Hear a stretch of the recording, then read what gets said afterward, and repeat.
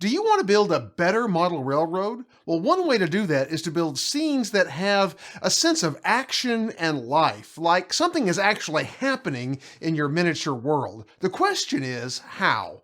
Well, I'm going to bring my Hodge Junction scene to life today with some strategic scenic details on Ron's Trains and Things right now.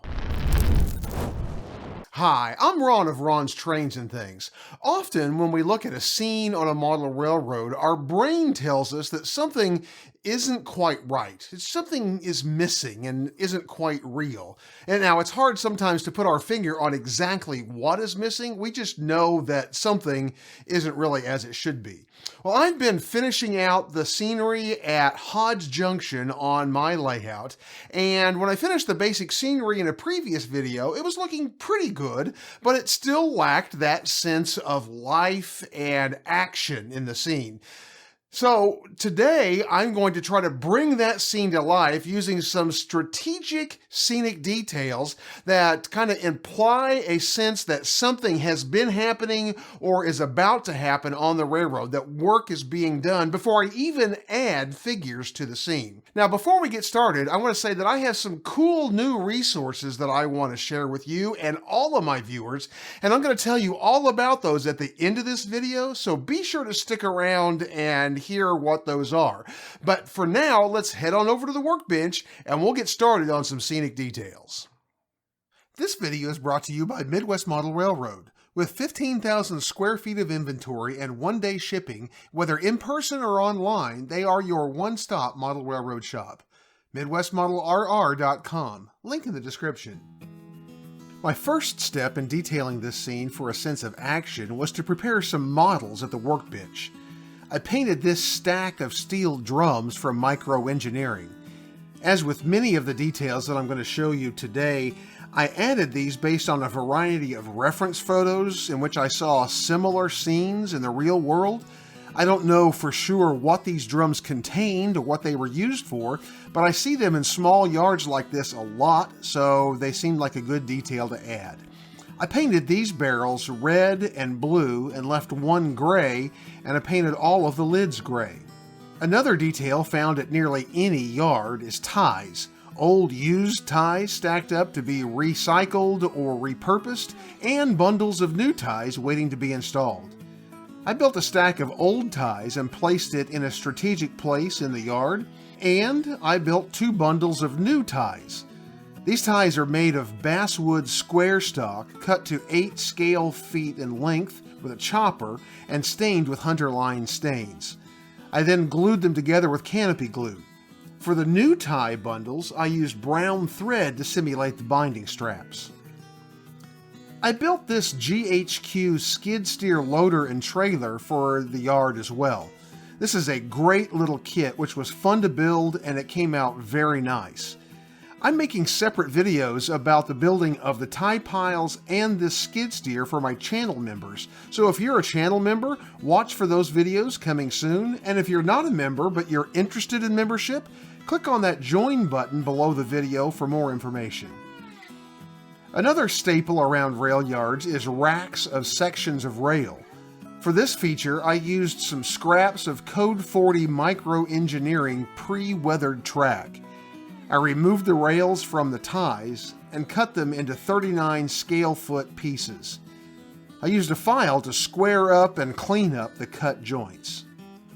I built a rack for these rail joints using evergreen styrene angle, which I painted a rusty brown color with my airbrush. When the paint was dry, I glued some of these rail sections onto the rack with canopy glue. In addition to these details, I prepared and painted a couple of IBC containers, some pallets, a stack of buckets, all of which came from Wild Hair Limited, link in the description, and I also added a propane tank to the scene. All of these details will give the impression that work is being done and materials are being used in the scene. Moving to the scene itself, I started by adding a few more scenic details. Grass tufts and bushes and the like. I used products from a variety of manufacturers, but these details were from Martin Welberg Studios. He makes fantastic scenery products, and they're available at scenicexpress.com. The scene just looks better with some trains present, so I restaged the cars and locomotive that should be here at the moment. I extended this scene a little by adding another area of 2mm and 4mm static grass using my Static King applicator from Woodland Scenics. I've said it before, but the Static King is the best grass applicator I have ever used, bar none. If you'd like to check one out, I'll put a link to it in my Amazon Pick of the Week in the description down below. I added some more grass tufts and bushes to this new area as well. Finally, it was time to start gluing details into place.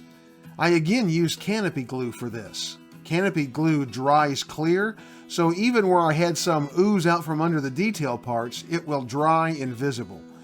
I glued down my drums, bucket stacks, the shanty that I built in a previous video, a propane tank, IBCs, pallets, and tie piles.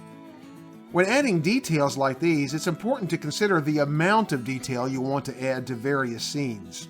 Too few details make an uninteresting scene, but too many details can overwhelm the eye. I think it's important to use variety here, adding more details to some scenes and less to others to give a real-world kind of look.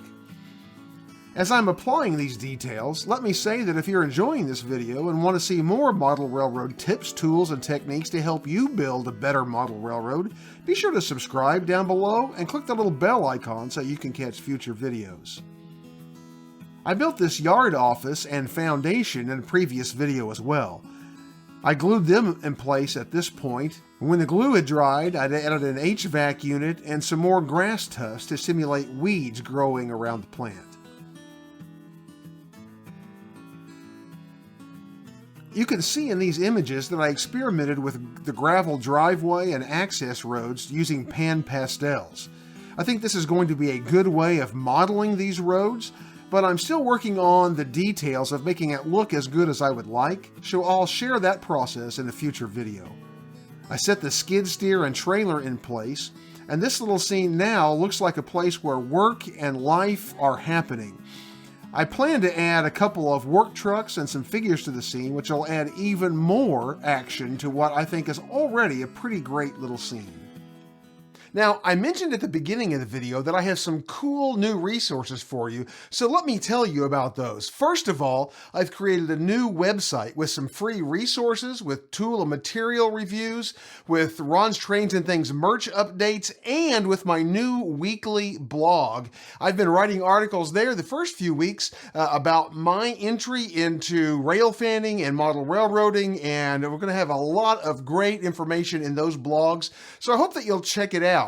That you can find that at ronstrainsinthings.blog, or I'll have a link to it in the description down below. Second, I want to tell you about my brand new monthly newsletter called The Track Warrant. The first issue is going to come out next week, and each month it's going to contain original articles, some behind the scenes and sneak peeks at projects that are coming up on Ron's Trains and Things, as well as other great information, and I think you'll really enjoy the newsletter. Now, if you want to subscribe to the newsletter, you can do that at the website that I mentioned a few moments ago. I will also be mentioning it in future videos and sharing with you a link there, and when that first issue comes out this week, I'll create a community post as well, so you'll be able to find, subscribe, and read my newsletter. Finally, I want to invite you to be part of the Ron's Trains and Things community, part of the crew at Ron's Crew Lounge on Facebook. There you can share photos of your work, talk about their progress, ask questions, and just hang out with other Ron's Trains and Things fans and with other model railroaders. Now you can find that community at facebook.com/groups/RTNT Crew Lounge. That's a mouthful, but again, there's a link in the description down below. Go check it out, and I hope that you'll join us there. We have a lot of fun in that community. I'd like for you to be a part of it. Now, to see every step in the Hodge Junction build and other model railroad content, check out the links on your screen. Don't forget the Amazon Pick of the Week and all of those other links that I just mentioned in the description down below. And join me on Fridays as I bring you even more great model railroad videos. And I'll see you on the next video. 10, Lizzie?